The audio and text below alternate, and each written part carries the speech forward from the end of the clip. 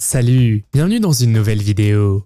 L'histoire de notre monde est jalonnée d'innombrables mystères, mythes et légendes. Certaines histoires semblent tout droit sorties de contes de fées. Mais si je vous disais que certaines de ces découvertes légendaires ont réellement été faites? Aujourd'hui, nous allons vous présenter 20 découvertes mythiques qui pourraient changer l'histoire.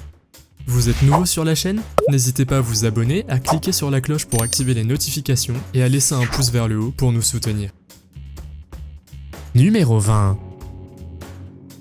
L'épée Excalibur est une arme légendaire associée à l'histoire du roi Arthur et des chevaliers de la table ronde. Selon la légende, le roi Arthur aurait tiré l'épée d'une pierre, prouvant ainsi son droit au trône. Excalibur est décrite comme une épée puissante et magique, souvent représentée avec des propriétés extraordinaires. On dit qu'elle est indestructible et qu'elle confère à son porteur une grande force et la victoire au combat. Plusieurs personnes ont affirmé que cette épée pourrait être réelle et certains pensent l'avoir trouvée.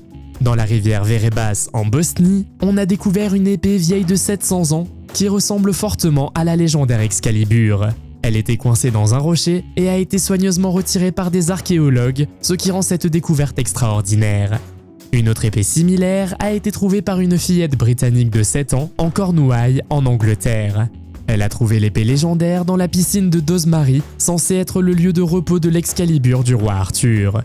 Tout comme l'épée légendaire Excalibur, une autre épée similaire a été miraculeusement découverte dans un rocher. Elle appartient à Saint Galgano, un chevalier italien du Moyen-Âge qui l'a enfoncée dans un rocher. Elle est aujourd'hui un lieu de pèlerinage et un symbole de foi et de paix en Italie. Numéro 19. Le Hollandais volant est un bateau fantôme dont on dit qu'il hante les mers, en particulier autour du cap de Bonne-Espérance en Afrique du Sud. L'origine de la légende remonte au XVIIe siècle. L'histoire parle d'un navire hollandais commandé par le capitaine Hendrik van der Decken ou simplement le Hollandais. Alors que le navire effectue un périlleux voyage autour du cap de Bonne-Espérance, il est pris dans une violente tempête. Malgré les supplications et les avertissements de l'équipage, le capitaine refuse de faire demi-tour ou de se mettre à l'abri jusqu'au jour du jugement dernier. Sa désobéissance a déclenché une malédiction qui l'a condamné, lui et son navire, à naviguer sur les mers pour toujours.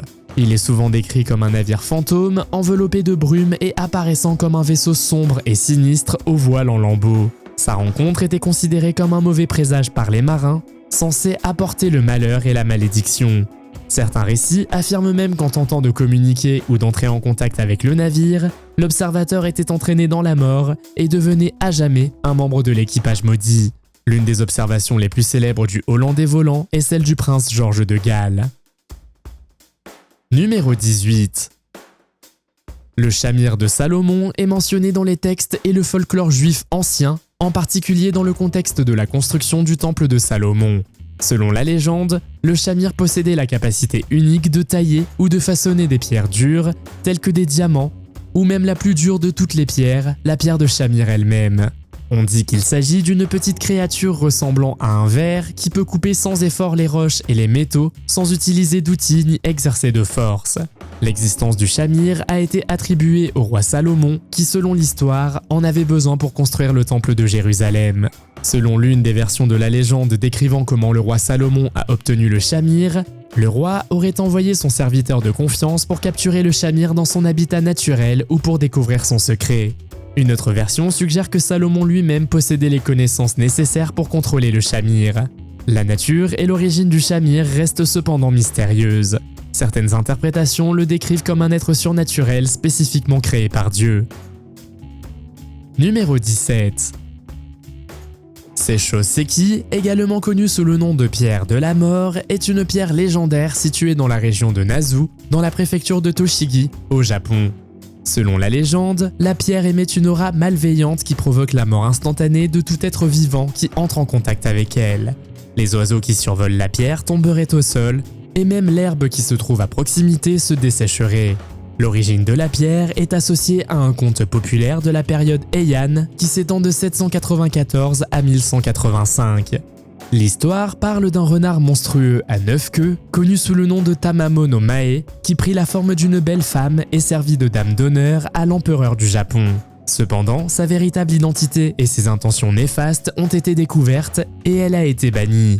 On dit que lorsqu'elle a été exécutée, son esprit malveillant est resté sur place et s'est transformé en Seicho-Seki. La pierre est devenue le symbole de sa malédiction et de l'énergie sombre qu'elle possédait. Malgré sa réputation d'endroit à éviter, la pierre reste une attraction touristique populaire en raison de son importance mythique. En 2022, elle aurait été fendue en deux, ce qui a fait craindre qu'un esprit en colère ait été libéré. Numéro 16.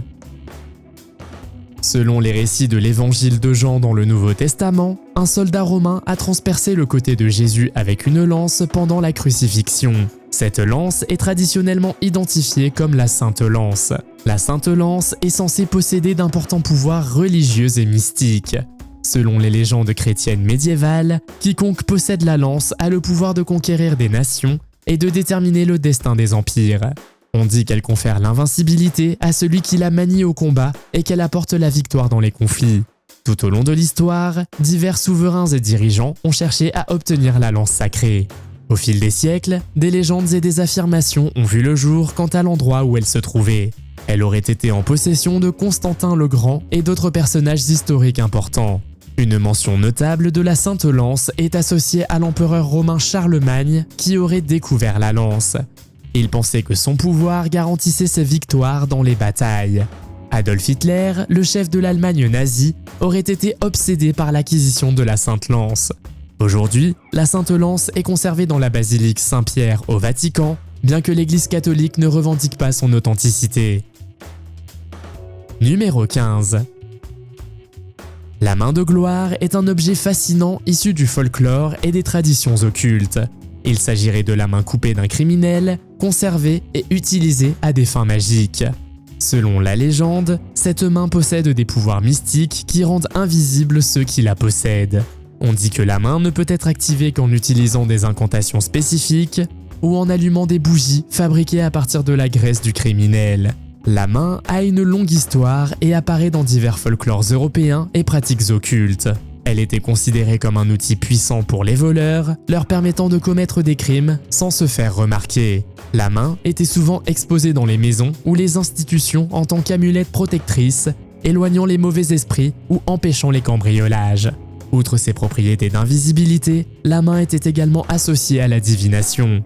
On pensait que la main pouvait révéler des trésors cachés ou donner des indications sur l'avenir lorsqu'elle était utilisée en conjonction avec d'autres rituels magiques. Bien que l'origine et l'authenticité de ces objets ne soient pas clairs, il existe des documents historiques attestant de l'achat et de la vente de tels objets. Numéro 14. Selon le mythe, Pandore fut la première femme créée par les dieux. Zeus, le roi des dieux, offrit une boîte à Pandore, mais l'avertit de ne jamais l'ouvrir. Cependant, Pandore n'a pas pu résister à sa curiosité et a ouvert la boîte, déclenchant des troubles et des malheurs dans le monde. Ces problèmes comprenaient des maladies, des fléaux, des chagrins et diverses formes de souffrance humaine. Lorsque Pandore réalisa rapidement son erreur et tenta de refermer la boîte, il ne resta qu'une seule chose à l'intérieur, l'espoir. L'histoire de la boîte de Pandore est souvent interprétée comme une mise en garde contre les conséquences de la curiosité et l'existence du mal dans le monde. Si cette boîte était retrouvée, oseriez-vous l'ouvrir? Faites-le moi savoir dans les commentaires. Numéro 13. Le livre de Thoth est un livre mythique censé contenir des connaissances et des secrets profonds des anciens Égyptiens. Son origine est entourée de mystères. On pense qu'il a été écrit par Thoth lui-même, l'ancien dieu égyptien de la sagesse et de la magie, considéré comme l'inventeur de l'écriture. Le livre serait en or et gravé de hiéroglyphes sacrés. Il contiendrait des connaissances sur divers sujets tels que la magie, l'astrologie, la médecine, la cosmologie et la nature des dieux. Il est souvent décrit comme une source de sorts, d'incantations et de rituels puissants qui confèrent au lecteur d'immenses pouvoirs et une grande perspicacité. Il est également considéré comme le dépositaire de vérités cachées et de connaissances sur les mystères de l'univers. Ce livre est mentionné dans la mythologie égyptienne dans divers contextes. Il aurait joué un rôle dans la création du monde et dans le jugement des âmes dans l'au-delà. Selon la légende, Thoth utilisa les connaissances du livre afin de restaurer l'œil d'Horus et vaincre son adversaire, le serpent Apep. Numéro 12. L'Argo est un navire légendaire de la mythologie grecque qui a joué un rôle important dans l'histoire de Jason et des Argonautes. Il porte le nom de son constructeur, Argus. L'histoire de l'Argo tourne autour de Jason, un héros chargé de récupérer la toison d'or dans le lointain pays de Colchide. Pour accomplir cette tâche, Jason a réuni un groupe de héros habiles et aventureux, les Argonautes. Ils embarquent pour un voyage à bord de l'Argo, qui devient leur moyen de transport et l'élément central de leur quête. Le navire a été construit par Argus, le fils du dieu Arestor, sous la direction de la déesse Athéna.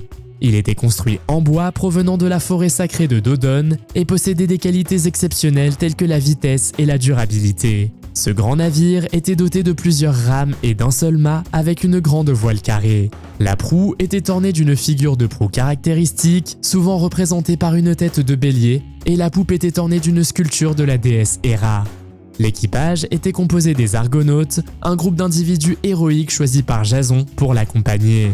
Parmi les Argonautes les plus célèbres, on peut citer Héraclès, Hercule, Orphée, Castor et Pollux, les Dioscourois, et bien d'autres encore. Numéro 11.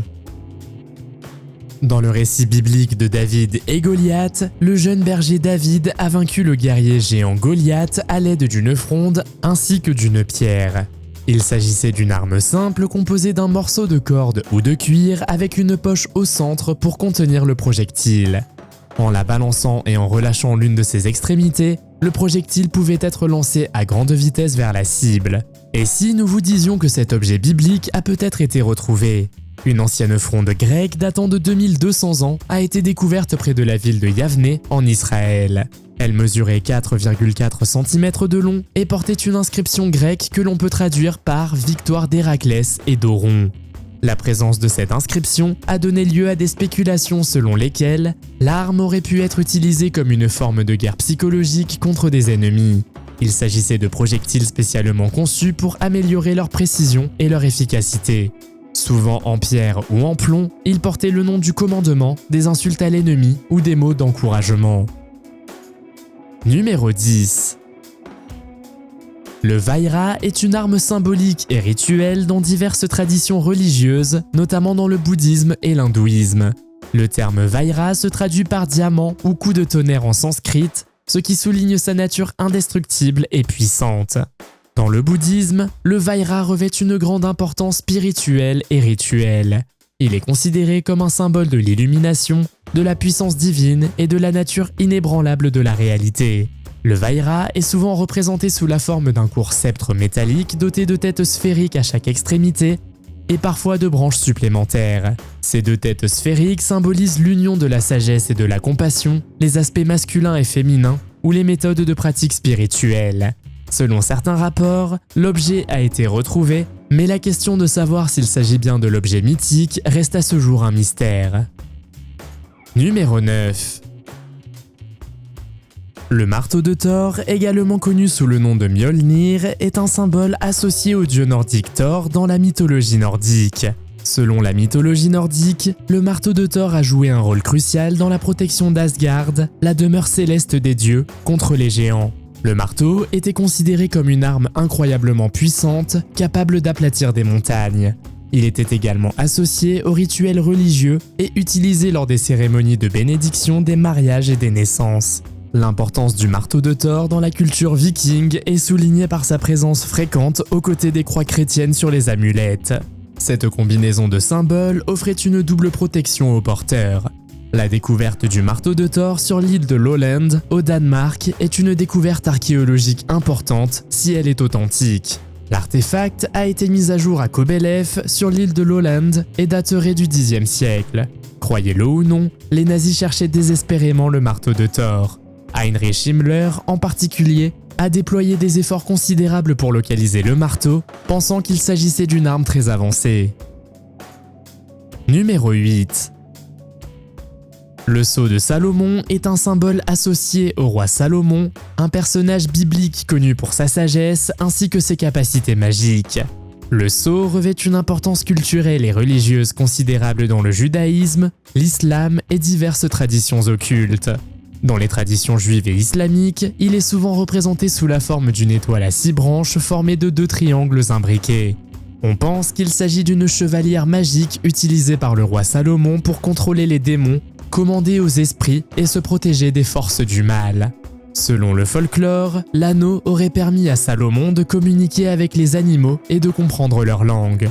Tout au long de l'histoire, la découverte d'artefacts ou d'objets liés au roi Salomon ou à son sceau a fait l'objet de revendications et de légendes. En octobre 2017, la police turque a affirmé avoir trouvé le sceau après avoir arrêté un contrebandier d'objets anciens. Avec le sceau, ils ont découvert 5 tablettes d'or, une figurine de taureau en or et une amulette en bronze, toutes deux portant des inscriptions hébraïques. Numéro 7. L'anneau de Gygès est un objet mythique mentionné dans la République de Platon, un texte philosophique écrit dans la Grèce antique. L'histoire de l'anneau est présentée comme une expérience de pensée explorant la nature de la moralité et l'influence corruptrice du pouvoir. Selon l'histoire, Gygès était un berger qui découvrit un anneau magique alors qu'il gardait son troupeau. Cet anneau avait le pouvoir de donner à son porteur la capacité de devenir invisible à volonté. Grâce à ce nouveau pouvoir, Gygès réalisa qu'il pouvait agir sans craindre d'être pris ou tenu pour responsable de ses actes. Avec son nouvel anneau magique, il décide de séduire la reine, d'assassiner le roi et de s'autoproclamer roi. Grâce au pouvoir de l'anneau, il pouvait agir à sa guise sans aucune conséquence ni jugement.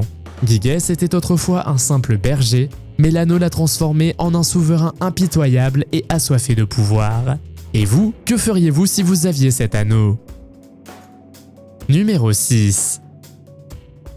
La lampe d'Aladin est un conte fascinant. Bien qu'elle fasse à l'origine partie du recueil d'histoires connu sous le nom de Mille et une nuits, elle s'est transformée en une légende populaire à part entière. La lampe elle-même est souvent décrite comme un petit objet en or, magnifiquement travaillé, orné de gravures complexes. D'après la légende, en frottant la lampe d'or, on fait apparaître un génie qui exauce 3 vœux. On dit qu'elle possède des pouvoirs incroyables et que sa découverte apporte chance ainsi que malchance. Les gens ont tellement voulu posséder la lampe d'Aladin que cela s'est déjà produit dans la vie réelle. Un médecin indien a été dupé par 2 personnes qui lui ont vendu une lampe magique en lui promettant qu'elle lui apporterait la richesse et la santé. Pour le convaincre, ils ont même fait semblant d'invoquer des esprits dans une scène sinistre. Ils ont finalement réussi à vendre la lampe magique pour 41 000 $. Croyez-vous qu'une telle lampe existe et quelles sont les 3 choses que vous souhaiteriez ? Faites-le moi savoir dans les commentaires. Numéro 5. L'égide est un objet légendaire associé à la mythologie grecque, principalement attribué à Zeus, le roi des dieux, et à Athéna, la déesse de la sagesse et de la guerre. Elle est souvent représentée comme un bouclier ou un manteau fait de la peau d'une créature divine, comme une chèvre ou une gorgone. Dans la mythologie grecque, l'égide était un puissant symbole de l'autorité et de la protection divine. On lui attribuait des propriétés surnaturelles, et les dieux l'utilisaient pour se protéger et protéger leurs alliés en cas de conflit. L'égide était souvent décrite comme rayonnante, ornée de décorations terrifiantes et capable d'inspirer la peur à l'ennemi ou de le protéger contre diverses formes de mal.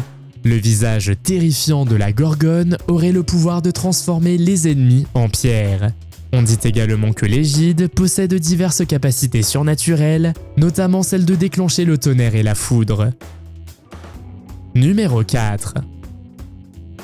Au cours de la période Muromachi, le Japon a connu d'importants troubles politiques et sociaux. La réputation de l'épée Muramasa de faire couler le sang a coïncidé avec la nature violente de cette époque, ce qui en a fait un sujet de crainte. L'épée Muramasa est une épée japonaise légendaire qui a suscité à la fois admiration et infamie au cours de l'histoire. Issu de l'école de sabre Muramasa, il a été fabriqué par le célèbre sabreur Sengo Muramasa, qui a vécu entre le XIVe et le XVIe siècle. L'épée Muramasa se caractérise par sa haute qualité de fabrication, son tranchant et son style distinctif. Les sabres Muramasa étaient très recherchés à l'époque et étaient souvent utilisés par les guerriers samouraïs.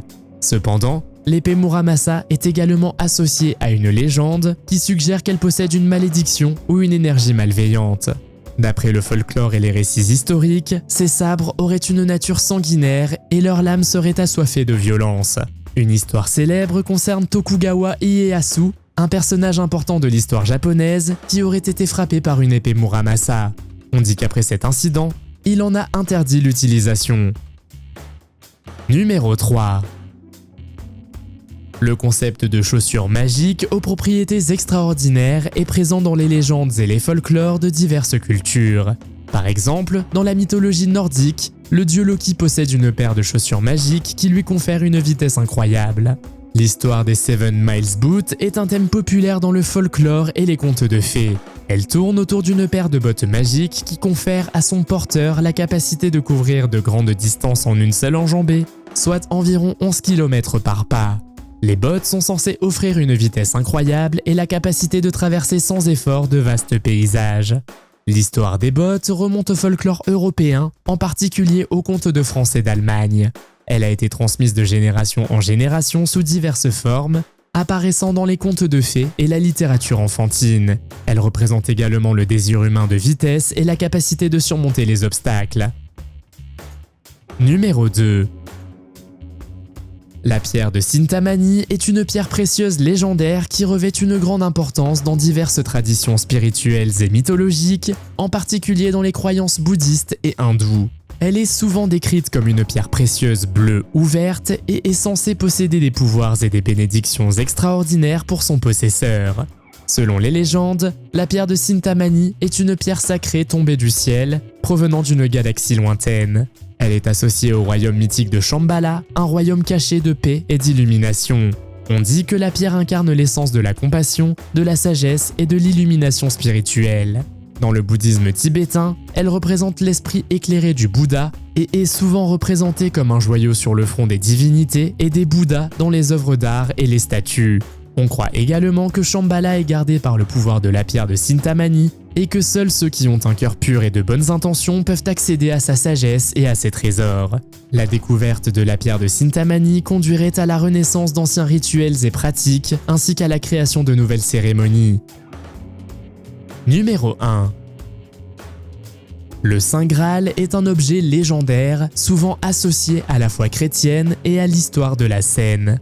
On pense qu'il s'agit de la coupe utilisée par Jésus-Christ au cours du repas et qu'elle est devenue un puissant symbole de la grâce divine et de la vie éternelle. La quête du Saint Graal est un thème populaire dans la littérature, l'art et le folklore depuis des siècles. La coupe de Nantéos, également connue sous le nom de Saint Graal du pays de Galles, est un calice en bois situé dans le manoir de Nantéos au pays de Galles. On prétend qu'il s'agit du véritable Saint Graal apporté en Grande-Bretagne par Joseph d'Arimathie.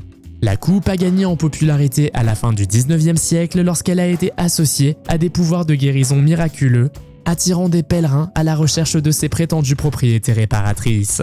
La découverte du Saint Graal allait raviver l'intérêt pour les légendes arthuriennes, la littérature médiévale et le symbolisme associé au Graal. La coupe de Nantéos était officiellement reconnue comme le Saint Graal, elle deviendrait probablement un important lieu de pèlerinage et une attraction touristique attirant des visiteurs du monde entier. Croyez-vous que ces découvertes mythiques existent réellement? Faites-le moi savoir dans les commentaires. Si vous avez aimé cette vidéo, mettez un pouce en l'air. Si vous voulez voir d'autres vidéos que nous avons réalisées, cliquez sur l'une d'entre elles à l'écran ou jetez un coup d'œil à la chaîne. Merci d'avoir regardé et à la prochaine.